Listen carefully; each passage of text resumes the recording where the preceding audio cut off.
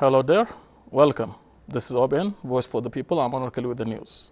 The 32nd Ordinary Session of the Assembly of the African Union opened in Finland City, Ethiopia, at the AU's headquarters. The two-day summit is being held under the theme, The Year of Refugees, Returnees and Internally Displaced Persons towards Durable Solutions to Forced Displacement in Africa. Fakad Burhan on the story.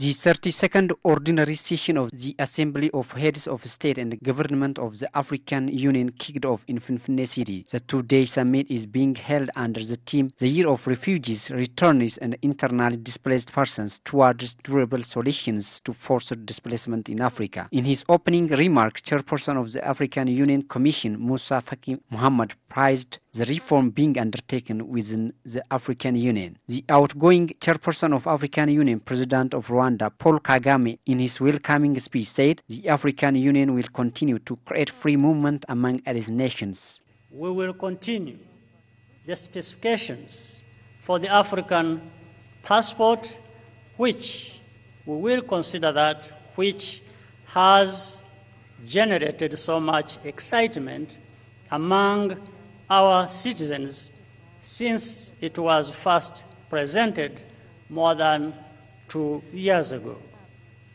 This is a step forward on the path to fulfill full implementation of the protocol on the free movement of persons, which was also adopted last year. He adds that works are being undertaken to improve public health in order to have a healthy society. A groundbreaking meeting with our key partners in the field of public health.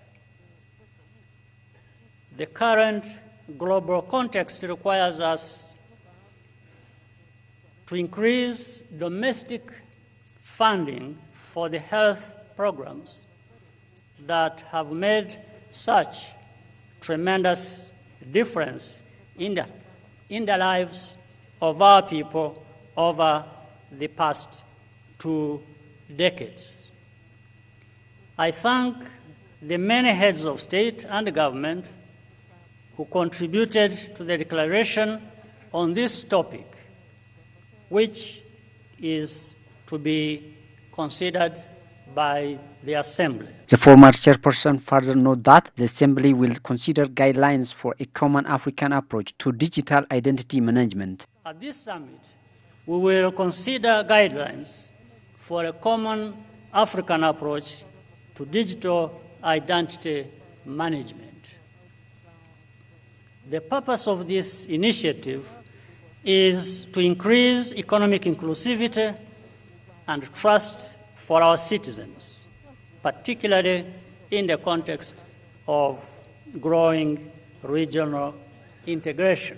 The newly elected chairperson of African Union, President of Egypt, Abdel Fattah al-Sisi, while addressing the Assembly, stated that he is ready to play his share in institutionalizing the Union.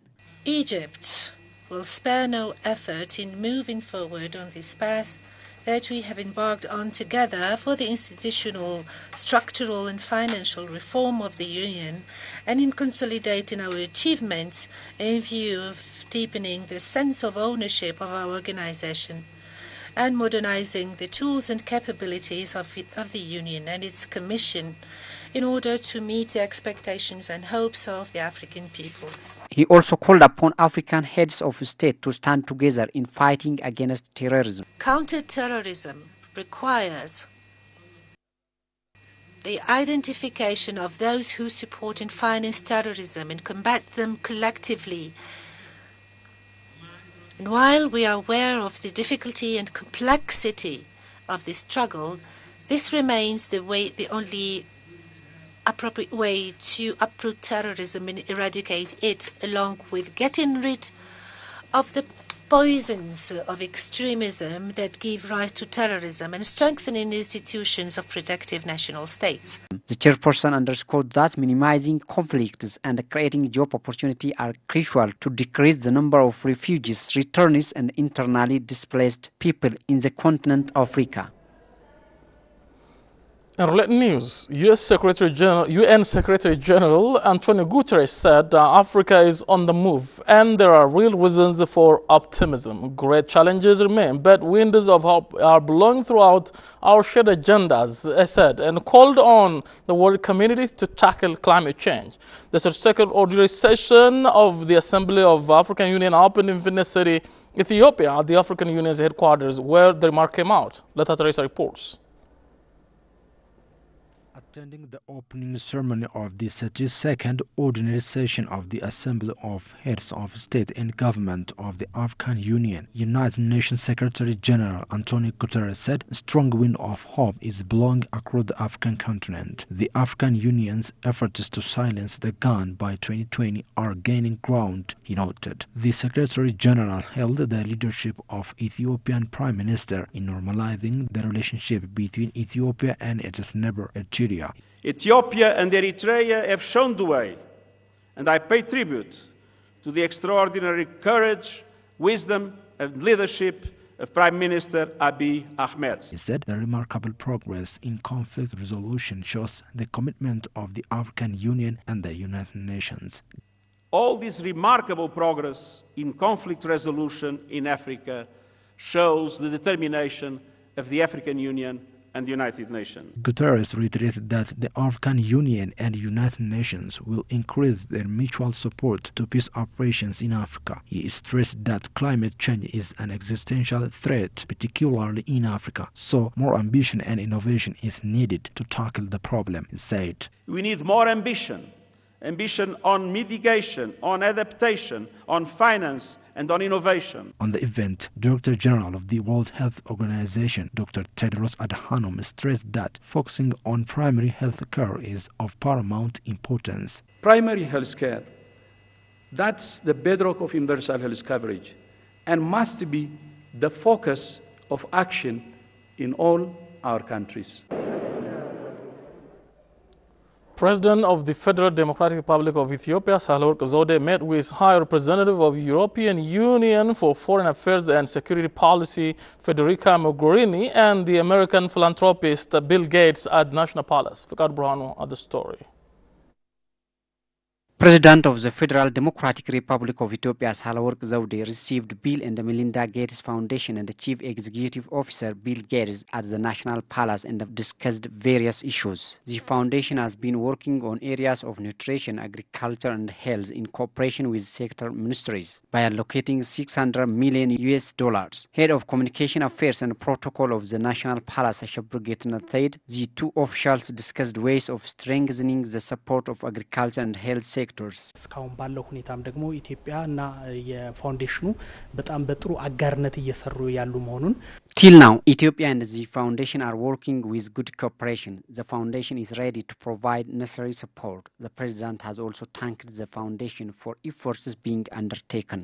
Bill Gates has expressed his readiness to support any sector which can strengthen socio-economic change of Ethiopia. Meanwhile, the president has also discussed with High Representative of the European Union for Foreign Affairs and Security Policy, Federica Mogherini. During the discussion, Sahle-Work briefed Mogherini about ways of enhancing cooperation between Ethiopia and the European Union, adding that Ethiopia is happy with support from the Union. Federica Mogherini, for her part, said the European Union fully supports the political and economic reform in the country. I had an excellent meeting with the President. I congratulated her for her position.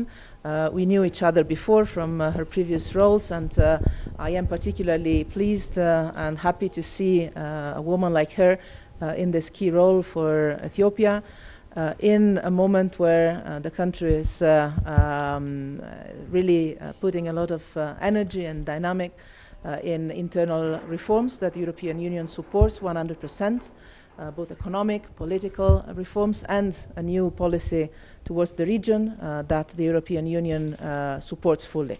So I will be discussing this further with the Foreign Minister and with the Prime Minister that we were honored to receive also in Brussels a couple of weeks ago. So I'm particularly honored and pleased to be here not only for the African Union Summit, but also for very fruitful bilateral visits to Ethiopia to strengthen our partnership and our relationship. He noted that the reform in Ethiopia brings a significant political reform not only for the country but also for the region, adding that European Union is on the side of the country to sustain it. European Union is the leading partner of economic supporter of Ethiopia. Ms. Federica Mogherini is an Italian politician and got first degree in 1994 in political science from the University of Rome, and now the High Representative of the European Union as the highest official. Ethiopia, the Sudan, and Egypt leaders held a trilateral meeting in Finne City, Ethiopia, at the office of the Prime Minister. The meeting was held between Prime Minister Dr. Abiy Ahmed of Ethiopia, President Abdel Fattah al-Sisi of Egypt, and President Omar Hassan al-Bashir of the Sudan. The meeting, held on the sidelines of the 32nd African Union Summit, is the first trilateral meeting since Prime Minister Dr. Abiy Ahmed assumed the premiership. The discussion centered on relations between the three countries in areas of mutual interest, according to the office of the Prime Minister.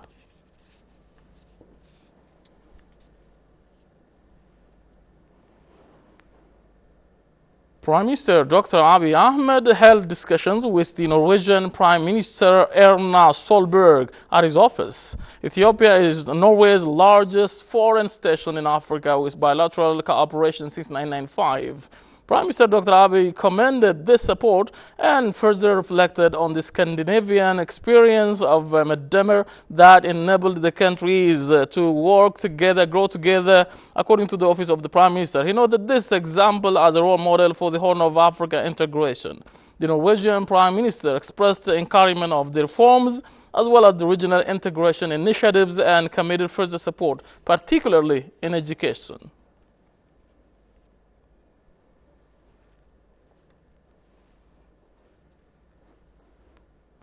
In related news, Prime Minister Dr. Abiy Ahmed has held a lunch meeting with Ms. Federica Mogherini, European Union Commission Vice President and High Representative for Foreign Affairs and Security Policy.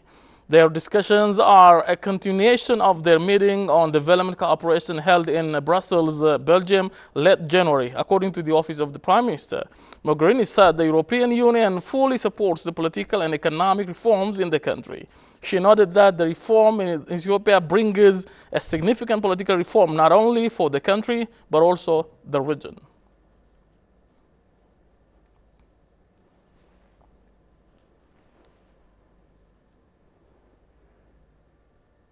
The third Ethio-France political consultation meeting began yesterday in Finne City with the discussions covering a wide range of bilateral, regional, and global issues of mutual concern.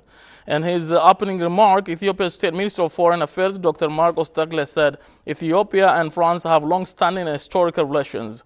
He said Ethiopia and France have converging interests on mutually important issues of regional peace and stability, fighting terrorism, cooperation on climate change, and other matters important for strengthening cooperation between the two friendly countries. Jean-Baptiste Lemoyne, Secretary of State to the Ministry of Europe and Foreign Affairs of the French Republic, noted that also attaches great importance to its relations with Ethiopia and said that there was a framework on its side to expand these in the future. The growing interest of French investment in Ethiopia was one aspect of this, and the government, he said, was working closely with the French private sector in order that they invest in Ethiopia. Jean-Baptiste commended Ethiopia's reform agenda, that he addressed issues of inclusive democracy, diaspora engagement, as well as good governance issues, according to the Ministry of Foreign Affairs. France and Ethiopia maintain strong political relations, as can be seen in numerous bilateral visits between the two states.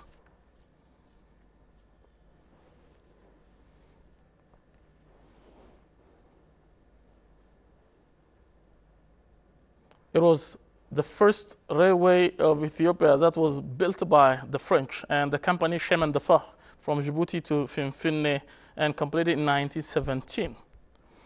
The biggest airline in Africa, Ethiopian Airlines, or also called Ethiopian, has offered Air Zimbabwe a lucrative partnership deal that will see the airline bringing planes, train pilots, and also assist the national airliner to become an aircraft maintenance hub in SADC region.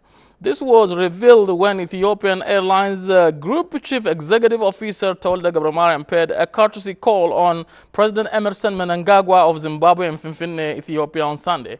Ethiopian Airlines is the biggest airline in Africa, and it won the Best African Airline last year. Foreign Affairs and International Trade Minister, retired Lieutenant General Dr. Sibusiso Moyo, told journalists after the meeting that Ethiopian Airlines, which is already flying into Zimbabwe, is eager to get into a partnership deal with the national carrier Air Zimbabwe. According to FBC website, he said they are also prepared to support the organization for maintenance so that Zimbabwe becomes a hub of maintenance of aircraft just like Finfinne is. They would do that together with maintenance people of Air Zimbabwe, and so that we can, he said, we can get a clear partnership which would then fly the Air Zimbabwe routes in code, sharing with Air Zimbabwe colors, and they will fly all over the world using particular agreements.